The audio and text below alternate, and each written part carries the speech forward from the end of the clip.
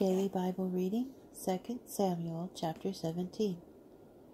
And Ahithophel said to Absalom, "Let me pick 12,000 men and set out tonight in pursuit of David. I will come upon him when he is weary and disheartened, and I will throw him into a panic. And when all the troops with him flee, I will kill the king alone, and I will bring back all the people to you when all have come back, except the man you are after. All the people will be at peace." The advice pleased Absalom and all the elders of Israel. But Absalom said, "Summon Hushai the Archite as well, so we can hear what he too has to say." Hushai came to Absalom, and Absalom said to him, "This is what Ahithophel has advised. Shall we follow his advice? If not, what do you say?" Hushai said to Absalom, "This time the advice that Ahithophel has given is not good. You know," Hushai continued, "that your father and his men are courageous fighters, and they are as desperate as a bear in the wild robbed of her whelps. Your father is an experienced soldier, and he will not spend the night with the troops.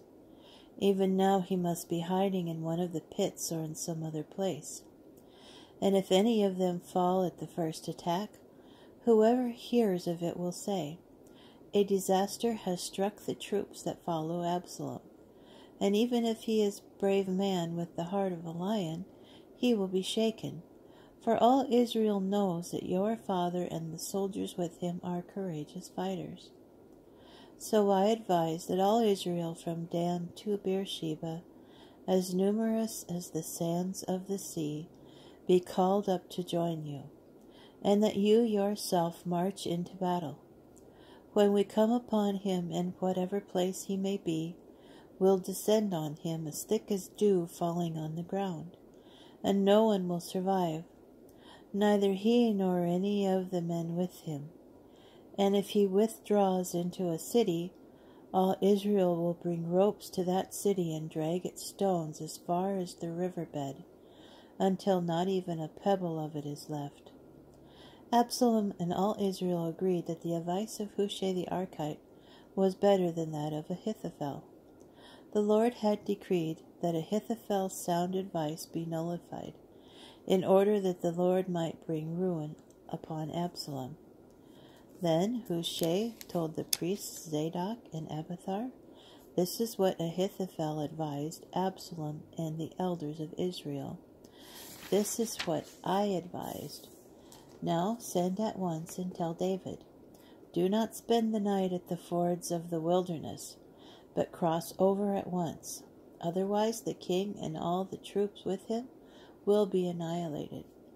Jonathan and Ahimaaz were staying at Arogel, and a slave girl would go and bring them word, and they in turn would go and inform King David, for they themselves dared not be seen entering the city.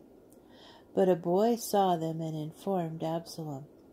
They left at once and came to the house of a man in Bahurim, who had a well in his courtyard. They got down into it, and the wife took a cloth, spread it over the mouth of the well, and scattered groats on top of it, so that nothing would be noticed. When Absalom's servants came to the woman at the house and asked where Ahimaaz and Jonathan were, the woman told them that they had crossed a bit beyond the water.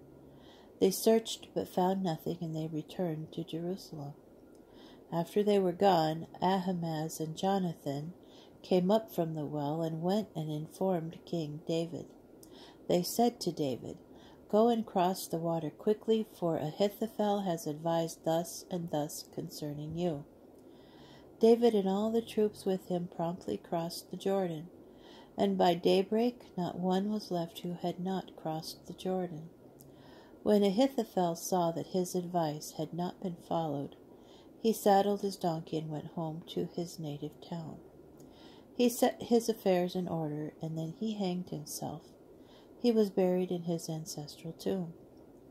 David had reached Mahanaim when Absalom and all the men of Israel with him crossed the Jordan. Absalom had appointed Amasa, army commander in place of Joab.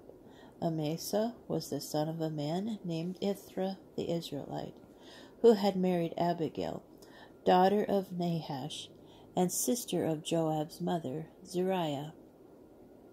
The Israelites and Absalom encamped in the district of Gilead.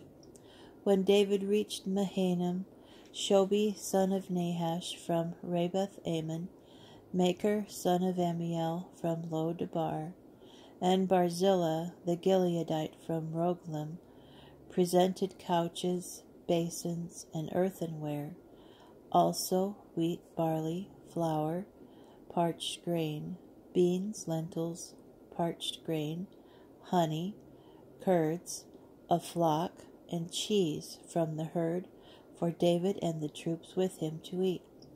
For they knew that the troops must have grown hungry, faint, and thirsty in the wilderness.